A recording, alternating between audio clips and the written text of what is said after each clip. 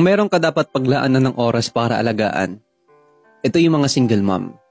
Kapag pumasok ka sa buhay ng mga single mom, asahan mo na sa konting away lang, matatakot na yung mga yan. Mangangamba at kakabahan. Kasi baka matotrauma ulit sila na baka iiwan lang din sila ulit. O hindi nga, konting away lang, ay isipin agad nila maghihiwalay kayo. Normal lang yun sa kanila kasi naranasan nilang maiwan sa kamay ng kanilang mga anak. Na wala silang kaagapay, walang tatay yung mga anak nila. At the same time, wala silang makakausap sa moment na nahirapan sila magtaguyod ng kanilang mga anak.